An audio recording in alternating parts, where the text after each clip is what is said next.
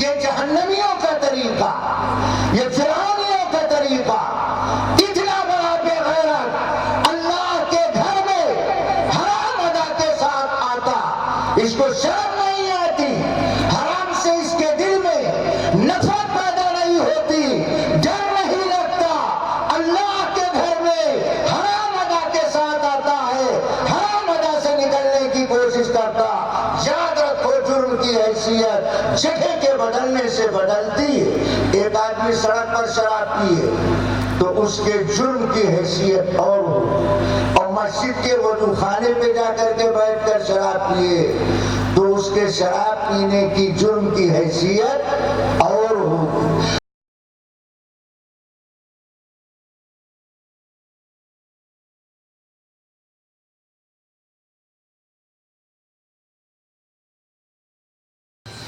درود شریف پڑھیے، اللہم صلی علی سیدنا و مولانا محمد مبارک وسلم کما تحب و ترضى عدد ما تحب و ترضى۔ الحمدللہ رب العالمین، والصلاة والسلام على اشرف الانبیاء والمرسلین وعلى آلہ واصحابہ اجمعین، اما بعد۔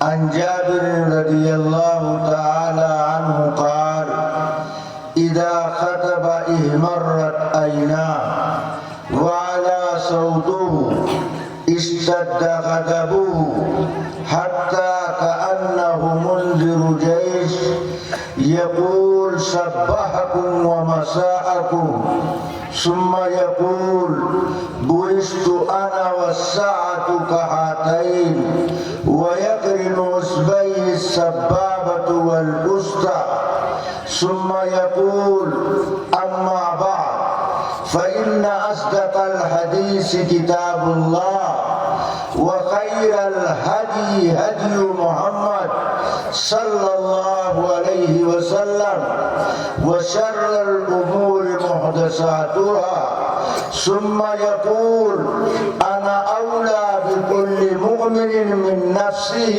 وماله، ومن ترك مالا فلأهله، ومن ترك دينا أو زياء فإلي وعلي، أو كما قال عليه الصلاة والسلام۔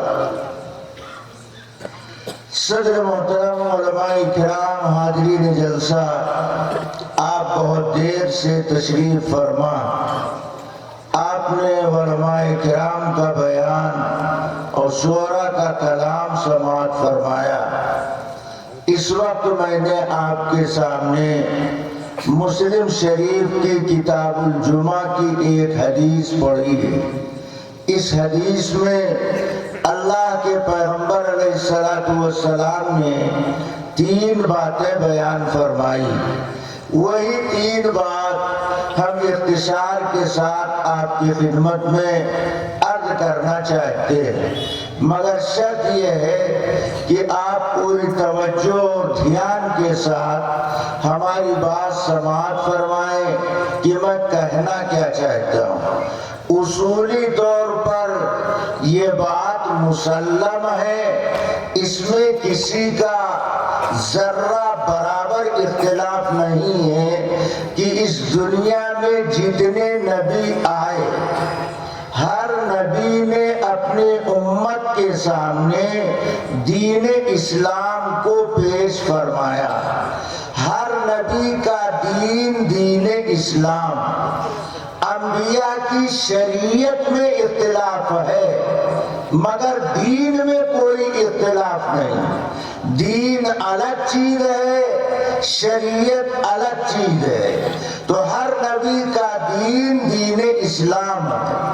البتہ احکام پر عمل کرنے میں، طریقہ کار میں اختلاف رہا۔ کوئی بتا نہیں سکتا کہ کسی نبی نے اپنی امت کو توحید کا عقیدہ نہ بتایا۔ ہر نبی نے اپنی امت کو توحید کا عقیدہ بتایا، نبوت اور رسالت کا عقیدہ سکھایا اور قیامت کا عقیدہ بتایا۔ یہی بات آخری آخری نبی نے اپنی امت کو بتائی، تو گویا سارے نبی کا دین دین اسلام ہے۔ البتہ انبیاء کی شریعت میں احکام میں اختلاف پایا گیا، جیسے حضرت آدم کی شریعت میں سگے بھائی بہن کا رشتہ جائز، اس شریعت میں ناجائز۔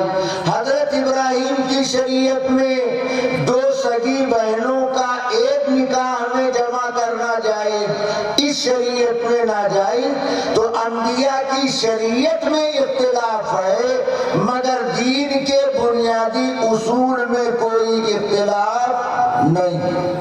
جب ہر نبی اپنی امت کو توحید کا، رسالت کا، قیامت کا عقیدہ بتاتا تھا، تو ہر نبی کے قیامت کا عقیدہ سکھانے کا طریقہ کیا تھا؟ ذرا دھیان سے سنو۔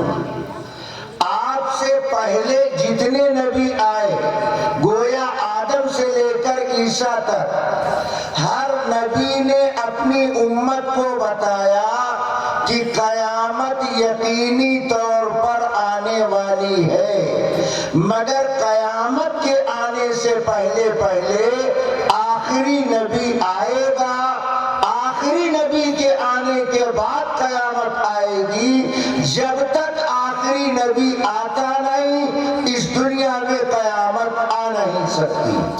مگر جب آخری نبی آ گئے تو آپ نے اپنی امت کو قیامت کا عقیدہ کیسے بتایا؟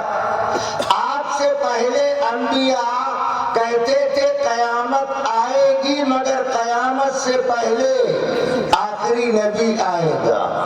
گویا ہم ڈٹ کر کے یہ بات کہہ سکتے ہیں کہ آخری نبی کی آمد کی بشارت ہر نبی نے اپنی امت کو سنائی۔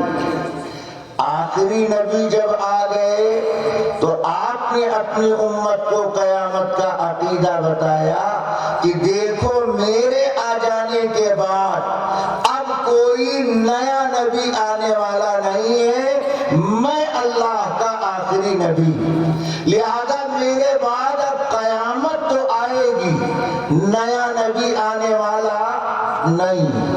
اس کو میں مثال کے ذریعے سمجھاتا ہوں۔ دنیا میں دو طرح کے مریض روگی ہوتے ہیں، کبھی انسان بیمار ہوتا ہے، کبھی حیوان جانور بیمار ہوتا ہے۔ دونوں کو مریض کہا جاتا، مگر دونوں کے علاج کا طریقہ الگ۔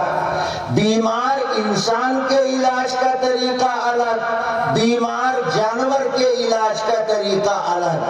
اب اگر کوئی کھوپڑا خراب قسم کا آدمی آ جائے اور الٹی سیدھی بات کرنے لگے کہ بیمار بیمار برابر، روگی روگی برابر، لہذا دونوں کے علاج کا طریقہ یکساں ہوگا، تو دنیا کہے گی پہلے اس کا علاج ہونا چاہیے، اس کے بعد اس کی بات سننا چاہیے۔ ایک بستی میں ایک حکیم صاحب تھے۔ یہاں مجمع میں اگر کوئی حکیم صاحب ہو تو ہمیں معاف کریں، یہ بات ہم سمجھانے کے لیے عرض کرتے ہیں۔ حکیم صاحب کے پاس بہت سارے چیلے کام کرتے تھے، مگر وہ حکیم بڑا چالاک تھا۔ کبھی کسی چیلے کو مریض دیکھنے کی اجازت نہیں دیتا تھا۔ وہ اپنے چیلوں سے سنفور، مرکبات، خمیرہ، یہ ساری دوائیں تو تیار کراتا تھا، مگر مریض کے نبض پر انگلی رکھنے کی اجازت نہیں دیتا۔ 10 سال سے چیلے کام کر رہے ہیں، دوا بنا رہے، مگر مریض چیک نہیں کر پا رہے۔ ایک دن اتفاق کی بات، صبح ایک صاحب اونٹ لے کر حکیم صاحب کے مطب پر پہنچ گئے۔ تو حکیم نے اونٹ کو دیکھا، اونٹ کے مالک کو دیکھا، دل ہی دل میں حکیم کہنے لگا کہ اونٹ تو اونٹ ہے، مگر اونٹ کا مالک بھی اونٹ سے کم نہیں۔ اونٹ تو اونٹ ہے، اونٹ کا مالک بھی اونٹ سے کم نہیں۔ کیوں؟ اگر یہ اونٹ نہیں ہوتا تو اس کمینے کو یہ بات معلوم ہوتی کہ اس دکان میں متن میں بیمار انسانوں کا علاج کیا جاتا ہے، بیمار جانوروں کے علاج کے لیے اسپتال الگ۔ مگر جب وہ اونٹ لے کر کے آ گیا تو حکیم نے پوچھا کیا بات؟ تو اونٹ کے مالک نے کہا اونٹ کے گلے میں دکھن بہت، کھانسی آ رہی۔ تو کہا اچھا 2 بانس کی بلی لاؤ۔ 2 بانس کی بلی آ گئی۔ کہا ایک بانس کی بلی اونٹ کے گلے کے نیچے لگاؤ اور دوسری بانس کی بلی اونٹ کی گردن کے اوپر لگاؤ، اور سائڈ سے 4 نوجوان کھڑے ہو کر اونٹ کے گلے کے نیچے کی بانس کی بلی اور گردن کے اوپر کی بانس کی بلی دبوچ کر آپس میں ملا دیں۔ نوجوانوں نے جو سائڈ سے بانس کی بلی کو دبوچا تو اونٹ کے گلے میں پھنسا ہوا تربوز پانی بن کر معدے میں اتر گیا، اونٹ کے گلے کی دکھن دور ہو گئی۔ اب اس چیلے نے دیکھا کہ اتنے بڑے جانور کا اتنا آسان علاج، تو اب 5 پھٹے انسان کا علاج کرنا کیا مشکل۔ اب ہمیں سند ڈگری کی کوئی ضرورت نہیں۔ اپنے چھیتر میں پہنچ کر کے چیلے نے ایک بہت بڑا بورڈ تیار کرایا، اس پر لکھا جملہ مخلوقات کے جملہ امراض کا بہترین علاج کیا جاتا۔ اب جو اس گلی سے گزرتا یہ بھینکر اعلان پڑھتا تو سکتے میں آ کر کے سوچتا شاید یہ حکیم لقمان کا بچا ہوا معلوم ہوتا، اس لیے کہ آج تک کسی حکیم نے اتنا ڈینجر اعلان نہیں کیا کہ تمام مخلوقات کے روگی کا علاج۔ ایک صاحب نے پوچھا حکیم صاحب آپ بیمار بکری کا بھی علاج کرتے ہیں؟ کہا جائیے میاں ہم بیمار بھیڑیے کا بھی علاج کرتے ہیں۔ کچھ ہی دن گزرے کہ صبح صبح ایک صاحب اپنے بچے کو گود میں لے کر اس چیلا حکیم کے مطب پر پہنچے۔ پوچھا کیا بات؟ کہا بچے کو کھانسی بہت آ رہی۔ کہا بانس کی 2 کمچی لاؤ۔ اب وہ بیچارہ بچے کا باپ سوچنے لگا محرم کا مہینہ تو نہیں کہ حکیم صاحب تازیہ بھی بناتے ہوں، یہ بانس کی کمچی منگا رہے ہیں۔ بانس کی کمچی آئی، کہا ایک بانس کی کمچی بچے کے گلے کے نیچے لگا دو اور دوسری گردن کے اوپر رکھ کر اور سائڈ سے 2 نوجوان کھڑے ہو کر بانس کی کمچی کو دبوچ کر آپس میں ملا دیں۔ جوانوں نے جو کمچی کو دبوچ کر ملایا، نہ مرد رہا نہ مریض رہا، بچہ اللہ کا پیارا ہو گیا۔ اب باپ بچے کی مردہ لاش گود میں لے کر سامنے پولیس اسٹیشن پولیس کے پاس پہنچا، نہ آؤ دیکھا نہ تاؤ، کہنے لگا یہ حکیم نہیں ہے جلاد ہے، یہ طبیب نہیں ہے قاتل ہے۔ تو پولیس نے پوچھا بات بتاؤ، کہا یہ علاج نہیں کرتا ہے گلا دباتا۔ تو پولیس نے اس حکیم کو طلب کیا، حکیم صاحب آئے، کہا علاج کے نام پر گلا گھونٹتے ہو؟ تو کہا تھانے دار صاحب دفعہ لگانے سے پہلے صفائی کا موقع دیجیے۔ کہا بولو کیا بولتے ہو؟ تو یہ چیلا بولا تھانے دار صاحب اگر اس طرح گلے کا علاج کرنا جرم ہے تو ہم سے بڑا ہمارا استاد مجرم۔ تو تھانے دار بھی سوچنے لگا یہ تو کوئی خطرناک کیس معلوم ہوتا ہے، اس کے پیچھے بہت بڑا جرگہ کام کر رہا۔ کہا مطلب؟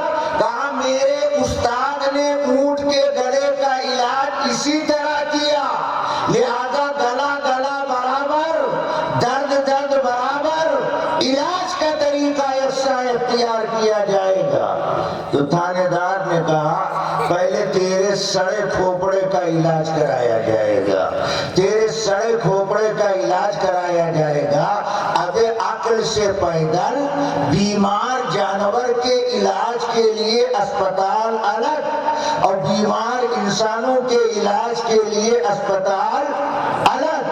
تو جتنے انبیاء آئے سب کا دین ایک، شریعت کے احکام میں تبدیلی رہی، حضرت محمد الرسول اللہ صلی اللہ علیہ وسلم سب سے آخر میں آئے۔ حضرت جابر بن عبداللہ کہتے ہیں، یہاں کچھ لوگ پڑھے لکھے ہیں، وہ کہیں گے مولانا آپ جن صحابی کا نام لے رہے ہیں جابر، یہ نام ہی صحیح ہے۔ بعض لوگ ضرورت سے زیادہ پڑھ لیتے ہیں، جو نہیں لکھا رہتا ہے وہ بھی سمجھنے لگتے ہیں ان کا نام صحیح نہیں تو ان کا بتایا ہوا کام کیسے صحیح ہو سکتا۔ جابر کے معنی ظالم کے، لہذا صحابی کا نام صحیح نہیں۔ یاد رکھو جابر کا لفظ یہ اردو میں بھی استعمال کیا جاتا ہے، عربی میں بھی بولا جاتا ہے۔ اردو میں جب جابر بولا جاتا ہے تو اس کے معنی ظالم کے، اور عربی میں جب لفظ جابر بولا جاتا ہے تو اس کے معنی ٹوٹی ہوئی چیز کا جوڑنے والا۔ نبی کی دعاؤں میں ایک دعا آپ کو ملے گی، یا جابر العظم الکثیر، اے ٹوٹی ہوئی ہڈیوں کے جوڑنے والے۔ ہڈی ٹوٹ جاتی ہے تو حکیم ڈاکٹر کھال کے اوپر پٹی باندھتا ہے، اور ہڈی ٹوٹی ہے کھال کے نیچے، تو یہ ٹوٹی ہڈی جوڑنے والا کون؟ جو ہڈی پیدا کرنے والا ہے۔ حضرت جابر ٹوٹے ہوئے دلوں کو جوڑا کرتے تھے، اس لیے ان کا نام جابر رکھا گیا۔ گمراہ قسم کے لوگ امت میں اسی طرح ہیلا بہانہ سے گمراہی کی بات کرتے ہیں۔ جیسے ایک ہے لفظ ختم، اردو میں بھی بولا جاتا ہے، عربی میں بھی بولا جاتا ہے۔ اردو میں جب آپ لفظ ختم بولتے ہیں تو اس کے معنی ختم ہو جانا۔ مثلا آپ کہتے ہیں وقت ختم، تو اس کا مطلب 1.5 گھنٹہ باقی نہیں، ختم۔ جیب میں پیسہ ختم، تو کیا مطلب 10,000 جمع؟ بالکل ختم۔ تو اردو میں لفظ ختم کے معنی معدوم ہو جانا، ختم ہو جانا، اور عربی میں جب یہی لفظ بولا جاتا ہے تو اس کے معنی مکمل ہو جانا۔ اس لیے اردو عربی کا فرق اگر ملحوظ رہے گا تو گمراہ آدمی گمراہی نہیں پھیلا سکتا ہے۔ جابر بن عبداللہ کہتے ہیں کہ اللہ کے پیغمبر علیہ السلام بیان کرنے کے لیے تشریف لائے۔ نبی کیسے بیان کرتے تھے؟ یہ صحابہ، اگر صحابہ کا درمیان سے واسطہ ہٹا دو تو نہ یہ قرآن ہمارے پاس رہے گا، نہ نبی کی کوئی سنت ہم تک پہنچے گی۔ صحابہ نبی کی ایک ایک ادا کو پیش کرنے والے۔ جابر کہتے ہیں نبی کس طرح بیان کرتے تھے؟ جابر نے کہا نبی کے بیان کرنے کا انداز، اذا خطب احمرت عیناہ وعلا صوتہ اشتد غضب، کہ نبی جب بیان کرتے تھے تو نبی کی آنکھیں سرخ ہو جاتی۔ پتہ کیا چلا؟ صحابہ آنکھ کھول کر نبی کا بیان سنتے تھے، منڈی مار کر نبی کی مجلس میں نہیں بیٹھا کرتے تھے۔ تبھی تو جابر نے دیکھا کہ نبی کی آنکھیں سرخ ہیں۔ جب نبی بیان کرتے تھے تو نبی کی آنکھیں سرخ ہو جاتی تھی، وعلا صوتہ، اور نبی کی آواز بلند ہو جاتی۔ اشتد غضبہ، نبی پرجوش ہو جایا کرتے، گویا نبی اپنی ہر بات پوری ہمت اور پوری جرأت کے ساتھ کہتے۔ جابر کہتے ہیں آج نبی نے بیان کیا کیا؟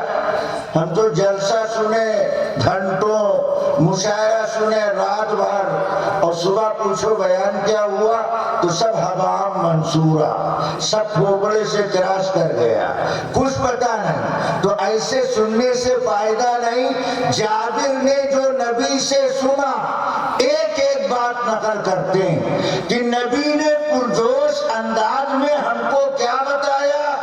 کہتے ہیں نبی کے جوش و جلال کا عالم یہ تھا، حتی کأنہ منذر جیش، ایسا لگتا تھا، ایسا محسوس محسوس ہوتا تھا جیسے امیر لشکر اپنے ساتھیوں کو مخالف کے حملے کے وقت میں متنبہ کرنے کے لیے جو انداز اختیار کرتا ہے، جو طریقہ استعمال کرتا ہے، اللہ کے نبی کے بیان کا وہی انداز تھا۔ نبی نے بیان کیا کیا؟ میں صرف ترجمہ حدیث کا کروں گا، اگر آگے بیان کروں گا تو شاید زیادہ ٹائم ہو جائے گا اور وقت میں زیادہ گنجائش نہیں۔ حضرت جابر کہتے ہیں نبی نے بیان کیا کیا؟ عجیب بات نبی نے بیان کیا فرمایا؟ صبحکم و مساءکم، تم پر صبح آ جائے یا شام آ جائے۔ صحابہ حیران، یا اللہ صبح آ جائے شام آ جائے کیا آ جائے؟ اب اگر نبی نہ بتائیں تو صرف حدیث کے اس ٹکڑے کا ترجمہ دیکھ کر کوئی مائی کا لال مطلب بتا نہیں سکتا۔ تم پر صبح آ جائے یا شام آ جائے کیا آ جائے؟ کہا میرے آ جانے کے بعد قیامت اب تم سے اتنی قریب ہو گئی کہ جیسے صبح کے بعد شام آتی ہے اور شام کے بعد صبح آتی ہے، ایسے میرے آ جانے کے بعد اب قیامت بالکل قریب ہو گئی۔ جابر کہتے ہیں نبی نے اس اجمال کی کچھ تفسیر بتائی، پہلے تو مجمل بات کیا، پھر اس کو کچھ کلیئر کر کے بتایا۔ نبی نے آگے اس کی تفسیر بتائی، بعثت انا والساعۃ کہاتین، میں اور قیامت ان دو انگلیوں کی طرح۔ نبی نے انگلی اٹھا کر اشارہ کر کے دکھایا۔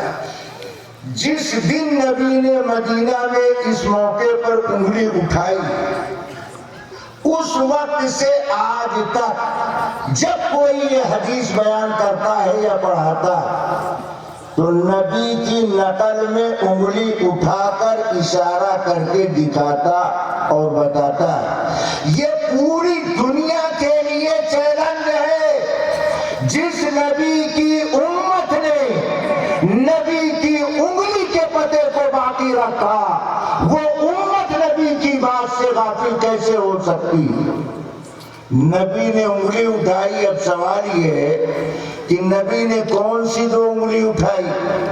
اگر صحابہ نہ بتائیں، کیا جابر کہتے ہیں اس تمہیدی بات کو بیان کرنے کے بعد نبی کہتے ہیں اما بعد۔ یہ اما بعد جملے کا مطلب کیا ہے؟ آپ عالم کا بیان سنتے ہیں تو خطبے میں اما بعد، اور اگر عالم نے انگوٹھا ٹیپ گھٹنا مار ہے تو نہ اعوذ باللہ نہ بسم اللہ نہ ابتدا نہ انتہا، جہاں سے بھی اسٹیشن پکڑ دیتا ہے وہ چالو ہو جاتا ہے۔ نبی علیہ السلام نے جملہ استعمال کیا اما بعد۔ اس جملے کا مطلب کیا؟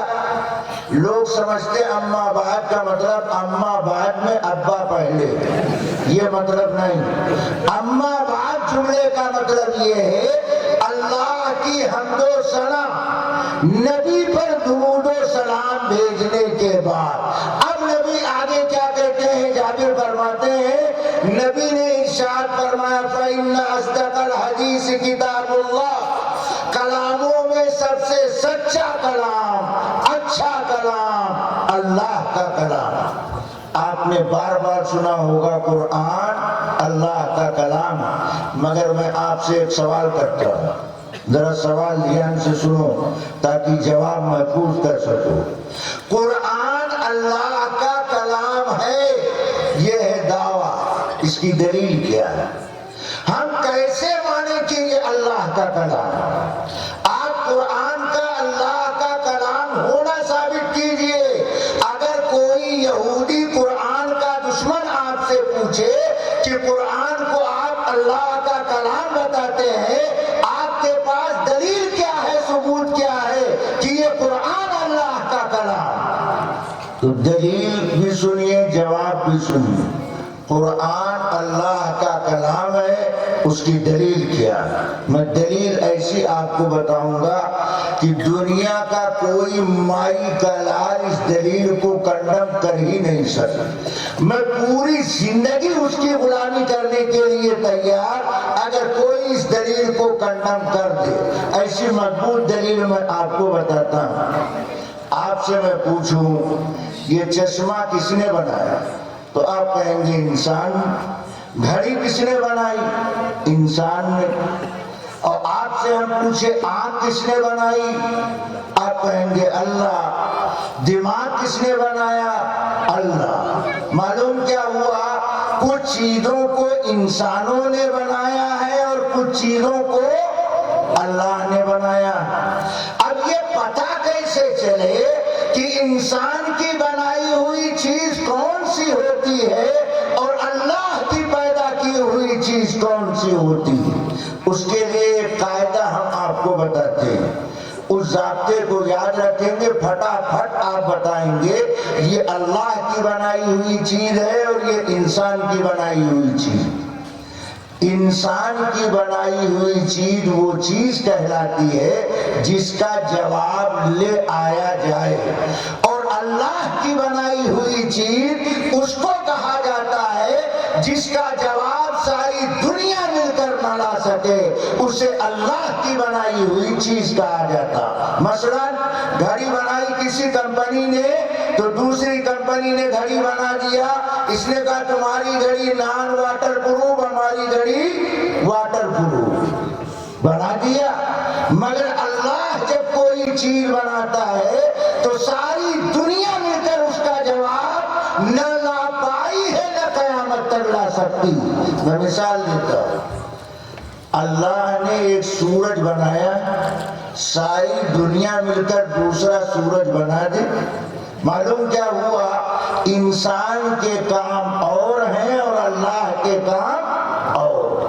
انسان کے کام کو انسان جواب کے طور پر وہ کام کر سکتا، مگر اللہ کے کام کا کوئی جواب نہیں دیا جا سکتا۔ تو جیسے اللہ کے کام کا کوئی جواب نہیں، ایسے ہی اللہ کے کلام کا کوئی جواب نہیں۔ یہ اللہ کے پیغمبر کہہ رہے ہیں کلاموں میں سب سے سچا کلام اللہ کا کلام ہے۔ اس کے اللہ کے کلام ہونے کی دلیل یہ ہے کہ کوئی مائی کا لال اس کا جواب لے آئے، نہ اللہ کے کام کا کوئی جواب ہے اور نہ اللہ کے کلام کا کوئی جواب۔ تو اللہ کے کام کا دنیا میں کوئی جواب نہیں ہے، انسان کے کام کا جواب ہے۔ تو جیسے اللہ کے کام کا کوئی جواب نہیں، ایسے اللہ کے کلام کا کوئی جواب نہیں۔ اس لیے کہا کلاموں میں سب سے سچا کلام اللہ کا کلام۔ یہ یقین ہمارے دل کے اندر پیدا ہونا چاہیے۔ آگے فرمایا وَخَيْرَ الْهَدِي هَدْيُ مُحَمَّدٍ صلی اللہ علیہ وسلم۔ زندگی گزارنے کے طریقوں میں سب سے بہتر طریقہ محمد رسول اللہ صلی اللہ علیہ وسلم کا طریقہ۔ اور نبی کے طریقے کو کیا کہا جاتا؟ سنت۔ اور ہم اپنے آپ کو کیا کہتے ہیں؟ اہل سنت۔ تو ذرا دھیان دو، میں کہہ کیا رہا؟ جب ہم اپنے کو اہل سنت کہتے ہیں تو ہماری زندگی میں نبی کی سنت ہونی چاہیے۔ اگر ہماری زندگی نبی کی سنت سے خالی ہے تو پھر ہمارا یہ دعویٰ بلا دلیل کی۔ مثال کے طور پر سامنے کوئی مکان اور وہاں کوئی کھڑے ہو کر بولے میں اس مکان کو بیچ رہا ہوں، تو کیا مکان خریدنے والا فوراً خرید لے گا؟ بالکل نہیں۔ اعلان کرنے والے سے پوچھے گا آپ اس مکان کے مالک ہیں؟ آپ نے اس مکان کو خریدا ہے یا یہ مکان ترکے میں آپ کو ملا ہے یا کسی دوست نے وقف کیا ہے یا کسی نے ہبہ کیا؟ جیسی ملکیت آپ پہلے ثابت کریں گے تب مکان خریدنے والا آپ سے مکان خریدے گا۔ ایک مکان خریدنے کے لیے اتنی تحقیق کی ضرورت پڑتی ہے اور اتنی جانچ کے بغیر ہم مکان لینے کے لیے تیار، اور ایمان والے زندگی گزارنے کے لیے سڑک چھاپ طریقہ استعمال کرنے کے لیے تیار، بے حسب نسب طریقہ اختیار کرنے کے لیے تیار۔ نبی کے طریقے سے بڑھ کر کائنات میں کسی کا طریقہ ہو نہیں سکتا، لہذا خوشی غمی ہر موقع پر ہمیں طریقہ اختیار کرنا چاہیے حضرت محمد الرسول اللہ صلی اللہ علیہ وسلم کا۔ حضرت جابر کہتے ہیں ان دو باتوں کو بیان کرنے کے بعد اللہ کے نبی آخری اور تیسری بات کہتے ہیں، کیا کہا؟ انا اولا بکل مؤمن من نفسه و مالی۔ نبی کو اپنی امت سے کتنا پیار، ہم سال میں 2-4 دن نبی کا ذکر سننے کے لیے، نعت سننے کے لیے آ کے بیٹھ گئے تو سمجھتے ہم نے نبی کا حق ادا کر دیا۔ اللہ کے نبی کو ہم سے کتنا پیار، فرمایا انا اولا بکل مؤمن من نفسه و مالی۔ ہر ایمان والے، ہر مومن کی جان اور اس کے مال سے زیادہ میں اس کا خیر خواہ ہوں۔ ہم اپنی جان کے اتنے خیر خواہ نہیں، ہم اپنے مال کے اتنے خیر خواہ نہیں جتنا حضرت محمد الرسول اللہ صلی اللہ علیہ وسلم ہمارا بھلا چاہنے والے، ہمارے ساتھ بھلائی کا ارادہ کرنے والے۔ نبی جب کہتے ہیں تمہاری جان اور تمہارے مال سے زیادہ میں تمہارا بھلا چاہنے والا ہوں، تو پتہ چلا ہر ایمان والے کا سب سے گہرا رشتہ اللہ کے نبی علیہ السلام سے ہونا چاہیے۔ اس رشتے کا تقاضا کیا؟ فرمایا انا اولا بکل مؤمن من نفسه و مالی ومن ترک مالا فلأہلہ۔ سنو، اس دنیا میں مال فتنے کا سبب بنے گا، اس مال کی وجہ سے لوگ ایمان چھوڑیں گے، اس مال کی وجہ سے لوگ قتل و قتال کریں گے، اس مال کی وجہ سے عزت و آبرو پہ ڈاکہ ڈالیں گے۔ یہ مال فتنے کا ذریعہ ہے، لہذا مال بقدر ضرورت بوقت ضرورت استعمال کیا کرو۔ اعمال مال کے چکر میں ختم مت کر دو، اعمال الگ جمع کرو، صحیح مال الگ جمع کرو۔ فرمایا یہ مال تمہارے واسطے خطرے کی گھنٹی ہے، من ترک مالا فلأہلہ۔ مرنے والا مر جائے، ترکے میں جو مال چھوڑ کر جائے اس کے اہل و عیال کو مال ملنا چاہیے۔ اور آج ہمارے مسلم معاشرے میں لڑکیوں کو ترکہ میں حصہ نہیں دیا جاتا، ہر سال عمرہ کیا جاتا، ہر سال پورے گھر والے حج کرتے، بیرون کا سفر کرتے اور لڑکی کو ترکہ میں حصہ نہیں دیتے۔ یہ ہے آج کے نسلی مسلمان، یہ ہے آج کے نسلی مسلمان کہ اپنی لڑکی کو ترکہ میں حصہ نہیں دیتے۔ سماج پر اس کا غلط اثر کیا پڑا؟ آپ نے اس سے پہلے اس سے بڑا جرم کیا۔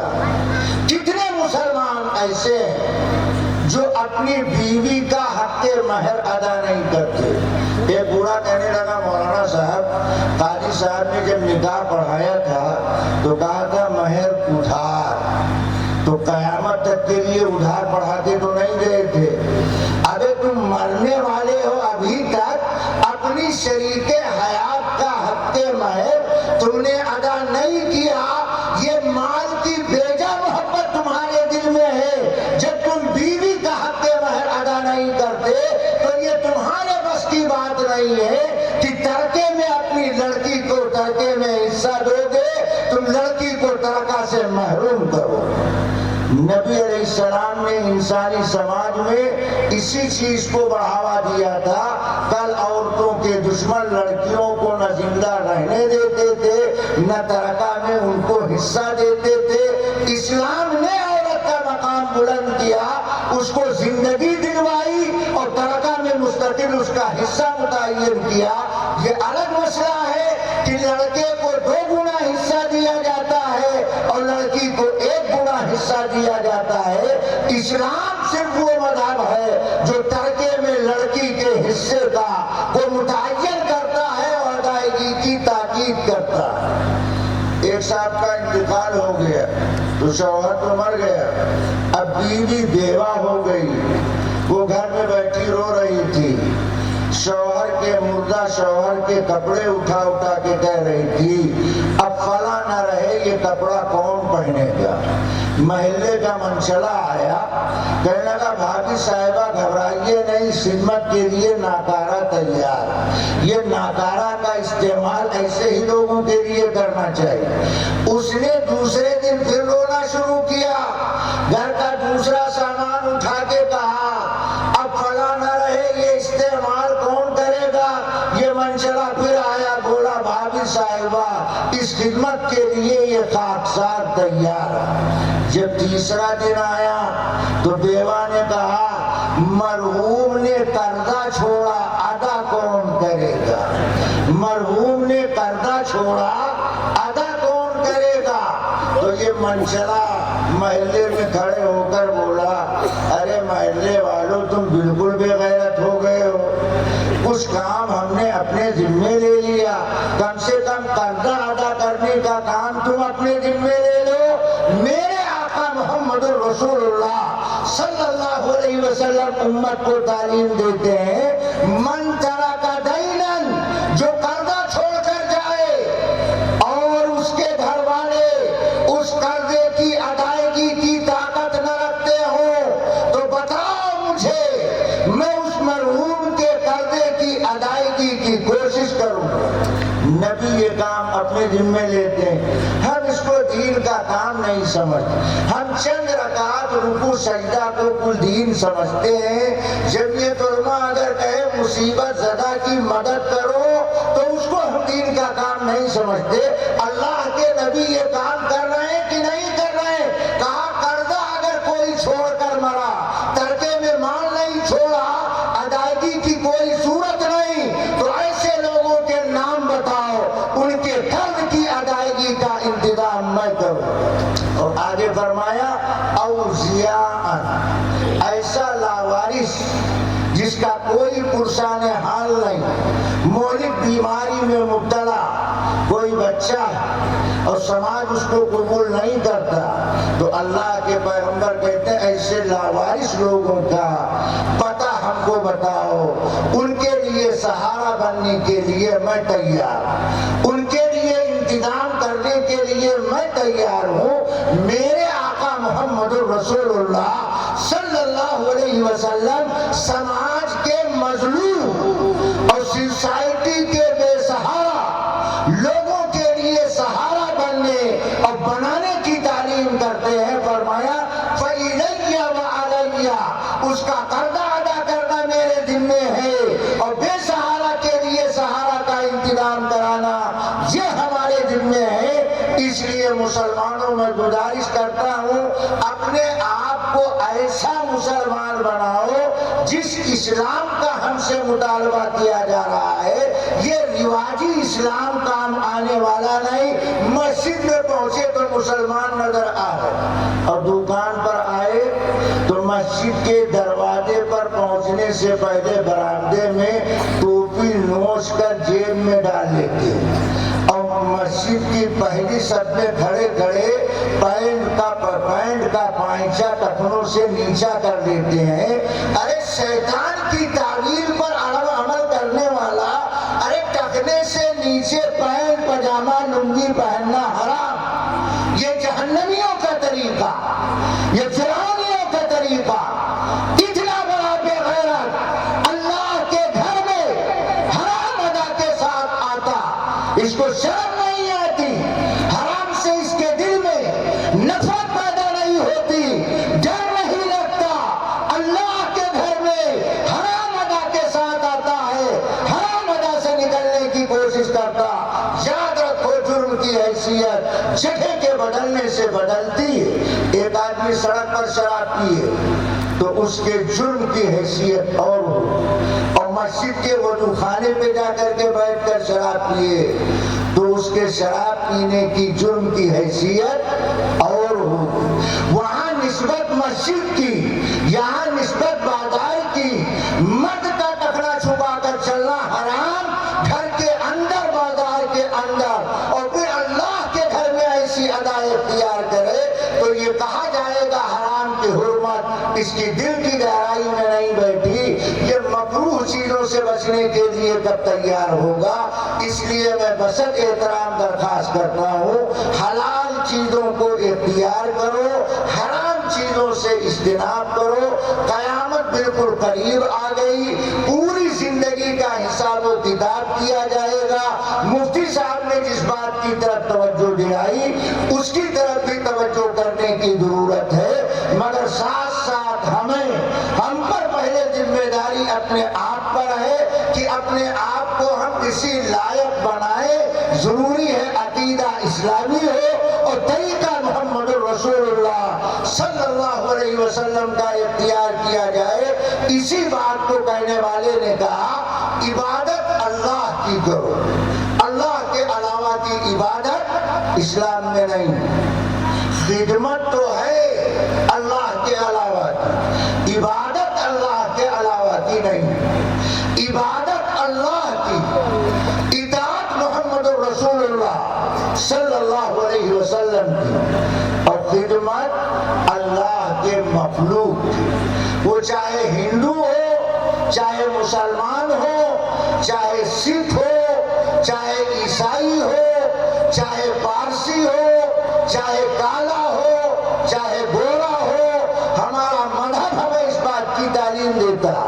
جمعیت علماء جہاں سیلاب آئے، طوفان آئے، زلزلہ آئے، ایسے متاثرہ علاقوں کا جب دورہ کرتی ہے تو وہاں مسلمانوں کی بھی خدمت کرتی ہے، ہندو کی بھی کرتی ہے، سکھ کی بھی کرتی ہے، انسانیت کا کام یہ جماعت کرتی ہے۔ اسی لیے اس ملک میں 70 سال سے زیادہ عرصہ گزرا، یہ جماعت اپنی شناخت کے ساتھ ملک کے تمام صوبوں میں اپنا وجود رکھتی ہے، اس کے مستقل ممبران ہیں، اس کی آواز میں طاقت ہے، اس کی اپیل میں قوت ہے۔ اس لیے ہم آپ سے گزارش کرتے ہیں اپنا رشتہ اپنے بڑوں سے جوڑے رکھو، اور یہ قاعدہ یاد رکھو، جو لوگ اپنی ماضی سے بے خبر ہوتے ہیں، ذرا توجہ سے سنیے گا، اصولی بات بول رہا ہوں، جو لوگ ماضی سے بے خبر ہوتے ہیں وہ کبھی اپنا حال درست نہیں کرتے، انہی کا حال درست ہوتا ہے جو اپنے ماضی سے باخبر ہوتے، اور جن کا حال درست ہو جاتا ہے انہی کا مستقبل درست رہتا ہے۔ رکھنا ہے، اور حال اگر اچھا رکھنا ہے تو اپنی ماضی کو اچھا بنانے کی اور اچھے لوگوں کی زندگی کے نقش و نگار کی روشنی میں زندگی بسر کرنے کی کوشش کرو۔ ہم امید کرتے ہیں انشاءاللہ آپ جمعیت علماء کی آواز پر ہمیشہ لبیک کہیں گے، اور جمعیت علماء کی ہر تجویز کو عملی جامہ پہنانے کی کوشش کریں گے۔ اس کے لیے آپ تیار؟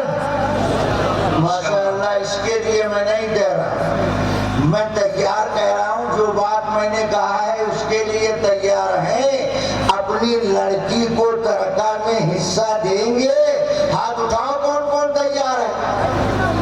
ماشاءاللہ، اگر اتنے لوگوں نے ترکہ میں لڑکے کی طرح لڑکی کو حصہ دے دیا تو میں سمجھتا ہوں سماج کا بہت بڑا فساد ختم ہو جائے گا۔ اللہ احساس ذمہ داری پیدا فرمائے، ان باتوں پر عمل کی توفیق عطا فرمائے۔ وآخر دعوانا ان الحمدللہ رب العالمین۔